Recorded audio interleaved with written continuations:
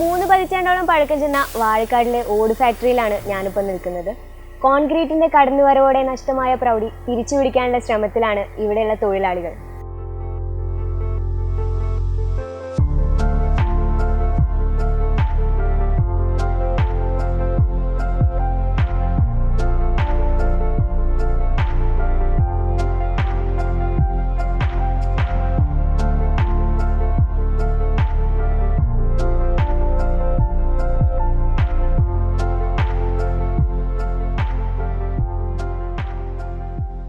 സ്ഥാപനം തുടങ്ങിയത് 1988 May 8-നാണ്. Share ഓണർമാരെ share പിരിച്ചുകൊണ്ടാണ് തുടങ്ങിയത്. 372 ഷെയർ ഓണർമാരുണ്ട്, ചെറുതും വലുതായിട്ടുള്ള ആളുകൾ. പിന്നെ ഇതിൻ്റെ നടത്തിപ്പ് എന്ന് പറഞ്ഞാൽ ഒരു ഇതാണ്, ഡയറക്ടർ ബോർഡാണ്. ഡയറക്ടർമാർ 7 പേരുണ്ടാവും, സെക്രട്ടറി, പ്രസിഡൻറ്റ്, പിന്നെ 5 പേര്. പിന്നെ അതിൽ തൊഴിലാളികളെ പ്രാതിനിധ്യം ഉണ്ടാവും, തൊഴിലാളികളോട് കൂടി പ്രാതിനിധ്യമുള്ള സ്ഥാപനമാണ്. മറ്റ് സ്ഥാപനത്തെ അപേക്ഷിച്ച് പിന്നെ എല്ലാ ആനുകൂല്യങ്ങളും കൊടുക്കുന്നുണ്ട്. ESI പ്രോഗ്രാമുണ്ട്, മറ്റ് ആനുകൂല്യങ്ങളൊക്കെ കൊടുക്കുന്നുണ്ട്. ഈ മറ്റ് അലവൻസ് മറ്റു കാര്യങ്ങളൊക്കെ കൊടുക്കുന്നുണ്ട്. തൊഴിലാളികൾ സ്ത്രീകൾ 10 തൊഴിലാളികൾ സ്ത്രീ തൊഴിലാളികളുണ്ട്.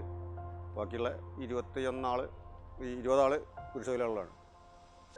ഈ നമ്മളെ മിക്കവാറും അടുത്ത 5 പഞ്ചായത്തിൻ്റെ ബാധ്യതയുണ്ട് തൊഴിലാളികൾക്ക്. ഈ ഇതിനുണ്ട്, ഇതിൻ്റെ ഷെയർ ഓണർമാർക്കുണ്ട്. മൊത്തത്തിലുള്ളൊരു കോഓപ്പറേറ്റീവ് സൊസൈറ്റിയാണ്. ഖാദി ബോർഡിൻ്റെ അംഗീകാരത്തോടു കൂടിയാണ് തുടങ്ങിയത്. അവരെ ലോണ് അന്നത്തെ കാലത്തുള്ള 20 ലക്ഷം റുപ്യ ലോണാണ് ഖാദി ബോർഡിൻ്റെ, ഗവൺമെൻറ്റിൻ്റെ. ചെറിയ ഇൻട്രസ്റ്റ് ഉള്ള 4% ഇൻട്രസ്റ്റ് ഉള്ള 20 ലക്ഷം റുപ്യൻ്റെ, അതാണ് ഇതിൻ്റെ ആദ്യത്തെ മുടക്ക്. പിന്നെ അതിലേക്ക് പിന്നെ വേറെ മറ്റ് ലോണൊക്കെ എടുത്തിട്ടും അങ്ങനെയൊക്കെയാണ് മുന്നോട്ട് പോകുന്നത്. പിന്നെ കളിമണ്ണ് ഉപയോഗിച്ചിട്ടാണ് ഈ ഇതുണ്ടാക്കുന്നത്. കളിമണ്ണ് നേരത്തെ ശേഖരിച്ചിട്ട് ഇവിടെ കൊണ്ടുവന്ന് സ്റ്റോക്ക് ചെയ്യണം. സ്റ്റോക്ക് ചെയ്തൊരു കൊല്ലം മണ്ണ് പാകമായതിന് ശേഷമാണ് വീണ്ടും പിന്നെ ചെയ്തിട്ടാണ് പൂയൊക്കെ ചേർത്ത് അതിൻ്റെ അരക്കുന്ന മെഷീനിൽ ഇട്ട് ഓടടിക്കാനുള്ള സ്ലാബ് ഈ കൺവെയറിൽ വന്നിട്ടാണ് സ്ലാബ് മാറ്റി വെച്ചിട്ടാണ് അടിക്കുക. പിന്നെ അടിക്കാനുള്ള മെഷീനറിയിൽ ഓട് പണിക്കാർ കൊടുക്കും. മെഷീൻ പറഞ്ഞാൽ ഈ ഓട്ടോമാറ്റിക് പ്രസ്സാണ് ഇപ്പോൾ ഉള്ളത്.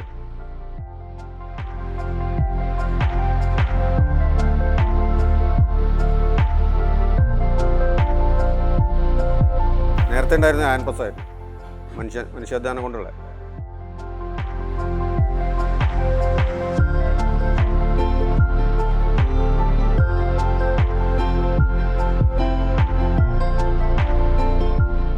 കൈത്തൊഴിൽ എന്നുള്ളതിലേക്കാണ് ഇത് തുടങ്ങിയത്. പിന്നെ കുറച്ചൊക്കെ പുരോഗമിച്ചിട്ടാണ് ഇപ്പോൾ ഓട്ടോമാറ്റിക് പ്രസ്സൊക്കെ വെച്ചത്. ഈ ബിയർ ഇതൊക്കെ വെച്ചത് ആദ്യം മണ്ണ് ചവിട്ടി വെച്ച് അരക്കുന്ന ചെറിയ മെഷീനുകളായി അടുത്ത് മാറ്റിയതാണ്. പിന്നെ തൊഴിലാളികളെ വർക്കിംഗ് ടൈം എന്ന് പറഞ്ഞാൽ 8 മുതൽ 4:30 വരെയാണ്. ഓട് പ്രസ് ചെയ്ത് റാക്കിൽ വെച്ചിട്ടാണ് ഉണക്കുക. അതിൻ്റെ പാലറ്റ് എന്ന് പറഞ്ഞ സാധനമാണ് കാണുന്നത്, മരത്തിൻ്റെ. അത് റാക്കിൽ വെച്ച് ഉണങ്ങിയതിന് ശേഷം എടുത്ത് 100% ഉണങ്ങണം. ജലാംശം പോയിട്ട് പിന്നെ അതിൻ്റെ ചൂളുണ്ട്. ഇതൊരു ജർമ്മൻ ടെക്നോളജിയുള്ള ചൂളയാണ്, നല്ല ഹെവി സാധനമായിരിക്കും. അതിൽ ചൂളയിൽ അടുക്കിയതിൻ്റെ ശേഷം വിറക് കത്തിച്ചിട്ടാണ് വേവിക്കുന്നത്. ഉണങ്ങിയ ശേഷം വിറക് എന്ന് പറഞ്ഞാൽ ഒരു ശരാശരി 20,000 ഓട് വെക്കാനുള്ള കപ്പാസിറ്റിയാണ് ഈ ചൂളക്കുള്ളത്. അതിന് അത് വേവിക്കാനുള്ള വിറക് എന്ന് പറഞ്ഞാൽ ഒരു 16-20 ടണ്ണിൻ്റെ താഴെയായിട്ടുണ്ടാവും, 20 ടണ്ണിൻ്റെ താഴെ. അത് ഈ ചൂള കത്തിക്കാൻ 3 രാത്രിയും 4 പകലും കണ്ടിന്യൂസ് ആയിട്ട് തീ കത്തിച്ച് വെന്തിറങ്ങുള്ളൂ. ഇറങ്ങുക പിന്നെ തൊഴിലാളി തന്നെ അതിൽ കയറി ഇറക്കുന്നതാണ്. പിന്നെ അതിൻ്റെ ചൂടൊക്കെ ക്രമീകരിച്ചിട്ടാണ് ഓട് വേവിക്കുക. 800 ഡിഗ്രി ചൂടാണ് ഈ മണ്ണ് വേവാനുള്ള ആവശ്യം, 800 ഡിഗ്രി. അത്രയും വരുമ്പോഴാണ് ഓടിന് ഉറപ്പുണ്ടാവുള്ളൂ. പിന്നെ കളറൊക്കെ വരണമെങ്കിൽ ആ ചൂട് കൊടുക്കണം. കളർ വരിക എന്ന് പറഞ്ഞാൽ അതിൻ്റെ പ്രോസസ്സിംഗ് എന്ന് പറഞ്ഞാൽ മണ്ണിലുണ്ടാകുന്ന ഈ അഴയേണ്ട അംശങ്ങളില്ലേ, അത് ഉരുകി മണ്ണ് ചേരുമ്പോഴാണ് ഈ ചുവപ്പ് നിലക്കുന്നത്. അല്ലെങ്കിൽ ചുവപ്പ് നശിച്ചു പോകും. അത് അങ്ങനെ പലരും ചോദിക്കാത്ത കാര്യമാണ്. മണ്ണിലുള്ള അഴയാണ് ഉരുകി അത് ചേരുകയാണ്. ഇത്രയും ഡിഗ്രി ചൂട് കൊടുക്കുമ്പോൾ വളരെ ചെറിയ നൈസ് പൊടിയായിരിക്കും. അത് ചേർന്നിട്ടാണ് ഈ ചുവപ്പ് നിലക്കുന്നത്. ഈ ചുവപ്പ് കാലകാലം നിൽക്കും, അതിൽ കറ പിടിക്കാന്നുള്ളൂ. അങ്ങനെയാണിത് ഓടിൻ്റെ ഒരു പ്രക്രിയ നടക്കുന്നത്. കളിമണ്ണ് ഇപ്പോൾ ലഭ്യമല്ലാത്തൊരു കാലഘട്ടമാണ്. ഇപ്പോൾ നമ്മൾ നിലവിൽ ഇതിന് 2 ഏക്കർ ഭൂമിയുണ്ട്. അപ്പോൾ അതിന് കളിമണ്ണിന് പറ്റിയ ഭൂമി ആയതുകൊണ്ട് അതിന് എടുത്തിട്ടാണ് ഇപ്പോൾ പണിയെടുക്കുന്നത്. പുറത്തുനിന്ന് മണ്ണ് കിട്ടാത്തതുകൊണ്ട് അത് ലോറിയിലടിച്ചിട്ട് ശേഖരിക്കണം. നേരത്തെ പറഞ്ഞ തന്നെ അങ്ങനെയാണ് അതിൻ്റെ പരിപാടി നടക്കുന്നത്.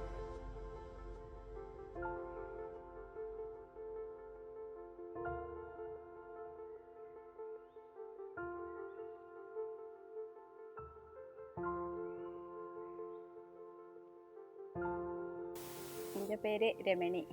ഇളവണ്ണപ്പാറ ഇളമരം ഭാഗത്തു നിന്ന് വരുന്നു. 10 വർഷമായി ഇപ്പോൾ ഇവിടെ ജോലി ചെയ്യുന്നു. വന്ന സമയത്ത് പണികളൊന്നും അറിയില്ലേ. ഇനി ഇവിടെ വന്നതിന് ശേഷം ഏകദേശമൊക്കെ പഠിച്ച് ഇപ്പം റെഡിയായി.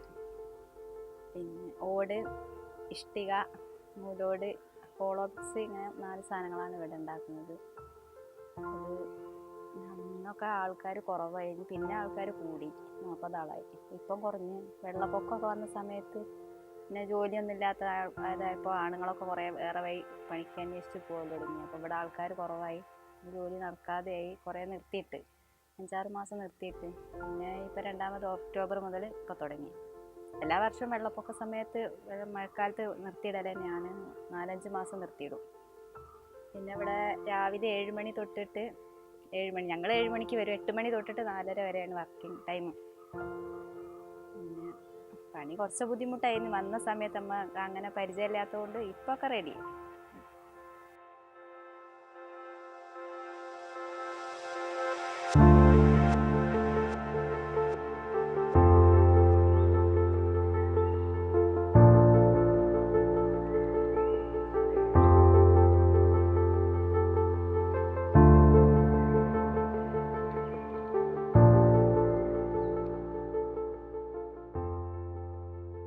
പിന്നെ ഇപ്പം തുടങ്ങിയതാണ് ഈ പുതുതായി വീടിൻ്റെ കല്ലിൻ്റെ ദൗർബല്യം കൊണ്ട് ഇത് പോയാണ് ഓളോ ബ്ലോക്ക് ഉണ്ടാക്കുന്നത്. അതൊരു കല്ലിൻ്റെ 45 കിലോ ഉള്ളതിന് പകരം ഇതൊരു 7 കിലോ 7.5 കിലോ ഉണ്ടാവുള്ളൂ ഒരു കല്ലിൻ്റെ അത്രയും സാധനത്തിന്. അപ്പോൾ അത്ര വെയിറ്റ് കുറഞ്ഞ പരിപാടിയാണ്. പിന്നെ അതുകൊണ്ട് വീടുണ്ടാക്കിയാൽ നല്ല തണുപ്പായിരിക്കും, ഉള്ളിൽ എയർ കൂളായിരിക്കും. കളിമണ്ണായതുകൊണ്ട് നല്ല നല്ല തണുപ്പായിരിക്കും. അങ്ങനെയൊക്കെ ഉദ്ദേശിച്ചിട്ട് ഇപ്പോൾ ഈ കഴിഞ്ഞ വർഷം തുടങ്ങിയതാണ് ഈ ഓളോ ബ്ലോക്കിൻ്റെ പരിപാടി.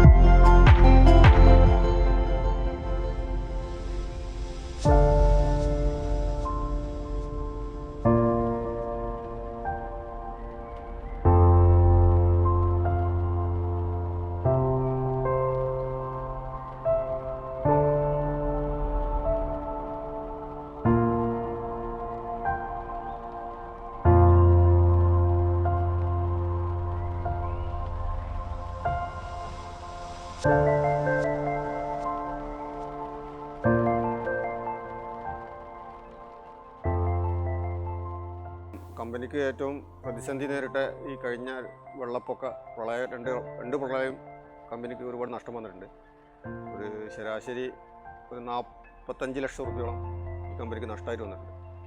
സാധനം കുറേ ഇതിൻ്റെ ഈ ഉപകരണങ്ങൾ ഒലിച്ചു പോയതും പിന്നെ പകുതി മുഴുവനാകാത്ത കുറേ ഉൽപ്പന്നങ്ങൾ വെള്ളം കയറി നശിച്ചു പോയിട്ടുണ്ട്. അങ്ങനെ ഒരുപാട് നഷ്ടങ്ങൾ ആ 2 കൊല്ലത്തിൽ 45 ലക്ഷം റുപ്യ നഷ്ടം വന്നിട്ടുണ്ട്. അതാണ് കമ്പനി തുടങ്ങിയതിന് ശേഷം ഏറ്റവും വലിയ ഈ പ്രതിസന്ധി നേരിട്ടത്. പിന്നെ ഈ നേരത്തെ പറഞ്ഞ മാതിരി തന്നെ കച്ചവടമില്ലായ്ക വന്നിരുന്നു. ഈ നോട്ട് നിരോധനം അതിനോടനുബന്ധിച്ചുള്ള സാമ്പത്തിക പ്രതിസന്ധി വന്നപ്പോൾ അതിപ്പോൾ ഏറെക്കുറെ ശരിയായി വന്നപ്പോഴാണ് ഈ പ്രളയത്തിൻ്റെ ബുദ്ധിമുട്ട് വന്നത്. ഇപ്പോൾ അതിൽ നിന്നും ബുദ്ധിമുട്ടായി കഴിച്ചിലായി വരുന്നേ ഉള്ളൂ. പിന്നെ കമ്പനി ഓഫാക്കിയിട്ടില്ല തുടങ്ങിയതിന് ശേഷം. അപ്പോൾ കാരണം ഈ മഴക്കാല സീസണിൽ ഈ ഓട് ഉണങ്ങാത്ത പ്രശ്നങ്ങളും ചൂളൊക്കെ വെക്കാത്ത മറ്റു കാര്യങ്ങളൊക്കെ ഉള്ളതുകൊണ്ട് ആ 2 മാസം ഒന്ന് പണി കുറച്ച് കുറച്ച് കാലം നിർത്തി, 2 മാസത്തിൽ കുറച്ചേ നിർത്തിയിട്ടുള്ളൂ, മുഴുവനായിട്ടില്ല. ഈ പ്രളയകാലത്ത് ഇപ്പോൾ ഒരു 7 മാസം നിർത്തിയിട്ട് അത് കഴിഞ്ഞ് 2 പ്രളയം വന്ന് ഇതൊക്കെ കുറേ നഷ്ടങ്ങളാണ്. മറ്റ് സഹായങ്ങളൊന്നും വന്നിട്ടില്ല, വരുമെന്ന് പ്രതീക്ഷിക്കുന്നുണ്ട്.